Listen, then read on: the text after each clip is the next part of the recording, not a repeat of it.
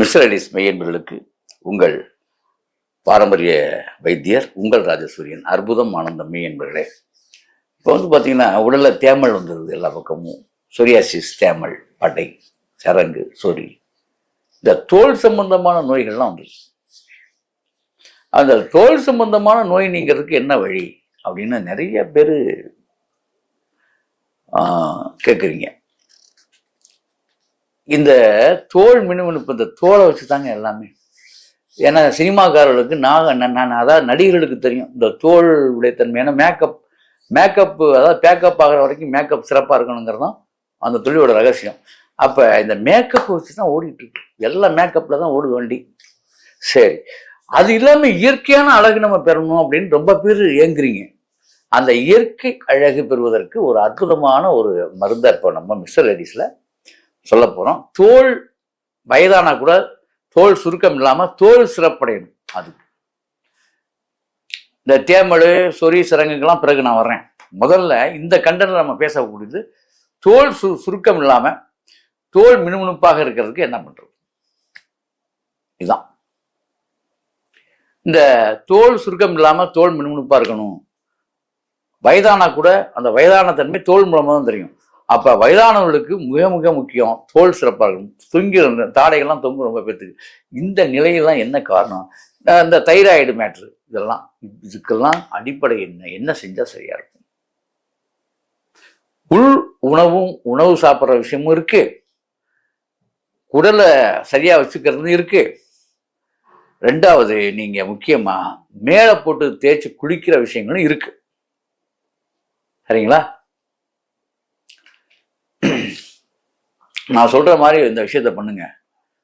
வாழ்நாளில் தோல் எப்பொழுதுமே சிறப்பா அற்புதமா இயங்கும். வேற ஒண்ணும் இல்லை, சிம்பிளான விஷயம். ஒரு பத்தை தேங்காய் இருக்கு பாத்தீங்களா, ஒரே ஒரு பத்தை தேங்காய் வாங்கிக்கோங்க. அதுல 3 மிளகு வச்சிருங்க. வெள்ளை மிளகு அப்படின்னு கடையில விற்பாங்க நாட்டு மருந்துகள்ல. வெண்மிளகு 3 மிளகு வைக்கணும். அதுல ரொம்பலாம் வைக்கக்கூடாது, 3 மிளகு மட்டும்தான் வைக்கணும். ஒரு பத்தை தேங்காய், ஒரு கீத்து தேங்காய், ஒரு ஆளுக்கு தான் நான் சொல்றேன். நல்லா வச்சு நெகுன்னு அரைச்சிடணும். எப்படி சிறப்பா அரைச்சிடணும். இது பூராமே நம்முடைய பாரம்பரிய மருந்துல வரக்கூடிய ஒரு விஷயம். தேங்காயை 3 மிளகு வைத்து நல்லா நெகுன்னு அரைச்சி எடுத்துடணும். அரைச்சி எடுத்து அந்த இதை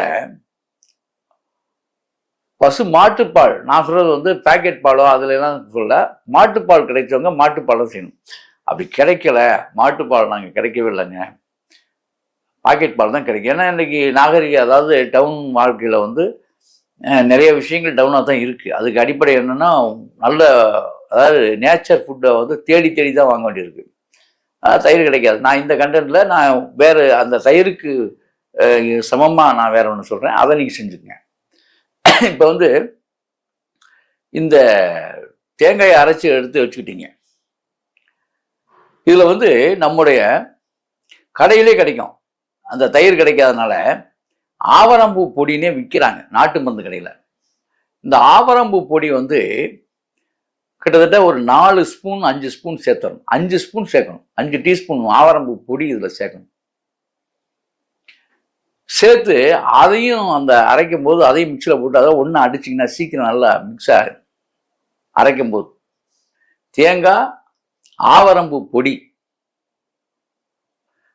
அதுல உசிலம்பொடி அப்படின்னு ஒரு பொடி இருக்கு.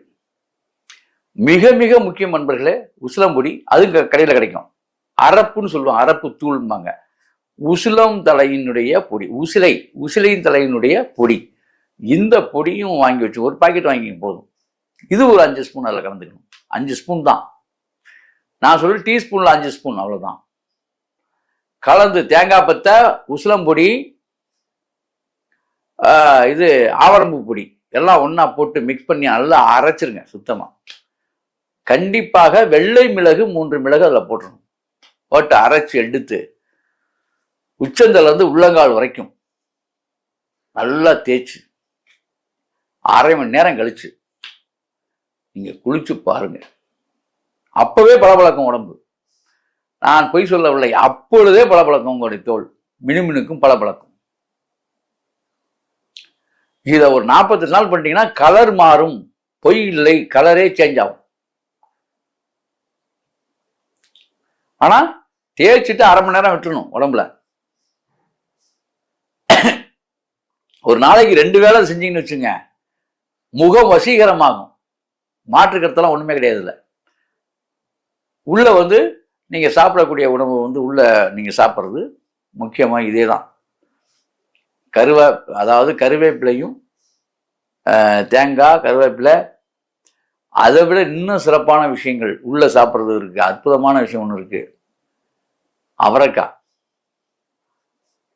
நம்முடைய நாட்டு அவரைக்காயை விடாம சாப்பிடணும். நீங்க அவரைக்காய் நிறைய சாப்பிட தோல் நிறம் மாறும். தோல் தன்மை, புரோட்டீன், தேவையான புரோட்டீன்களே அது தருது. அந்த மாதிரி ஒரு நல்ல ஒரு மாற்றத்தை கொடுக்கும். அதே மாதிரி முருங்கை வனப்பை கொடுக்கும். முருங்கை கீரையும் சரி, உள்ள சாப்பிட்றதுக்கு சொல்றேன், முருங்கைக்காயும் சரி, உடல் வனப்பை, உடல் அழகை தரும். முருகு என்றாலே அழகுன்னு அர்த்தம். முருகை தான் அது. முருங்கை என்பது அழகான ஒரு தன்மையை நமக்கு கொடுக்கும். யார் ஒருவர் தொடர்ந்து முருங்கைக்காய் அதிகமாக சாப்பிட்றாங்களோ அவர்கள் அழகு, வனப்பு பெறுவார்கள், அழகு பெறுவார்கள். அவ்வளவு பெரிய மாற்றத்தை கொடுக்கும். ஆக இந்த தோலுக்குரிய மருந்தா நான் சொன்னது பார்த்தீங்களா, இவ்வளவுதான் விஷயமே. இந்த தோல் அவ்வளவு மின்னி மிடுது. இதை தொடர்ந்து பயன்படுத்தி பாருங்க. 48 தினங்கள் போதும். இப்போ அதாவது 48 தினங்கள்லயே 10 நாளிலேயே உங்களுக்கு தெரிய ஆரம்பிச்சிடும். குளிச்ச உடனே அந்த இது தெரியும், தெளிவும். வெளியில இருந்து மக்கள் சொல்றதுக்கு 10 நாள் ஆகும். 30 நாள் வந்துட்டாலே என்னடா செய்யற அப்படின்னு பல பேர் கேட்பாங்க. என்னையா செய்யற, என்னம்மா செய்யற அப்படின்னு கேட்பாங்க.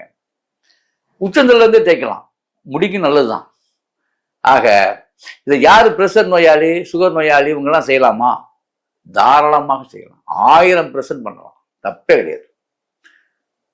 தோல்ல நிறமிகளும் அதாவது தோல் மூலமா நிறைய உடல் கழிவுகளை அகற்ற முடியும். அப்ப அடைப்புகள்லாம் தோல் நீக்கத்துல, தோல் சுத்தம் ஆயிட்டால உடல் சுத்தமாகும். அதுவும் சுகர் பேஷண்ட்டுக்கெல்லாம் ரொம்ப நல்லது.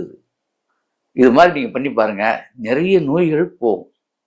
அதை நீங்க அனுபவத்துல சொல்லுங்க. ஆகவே அன்பர்களே, இப்படி செய்து அப்படி வாழுங்கள். அற்புதம், ஆனந்தம்.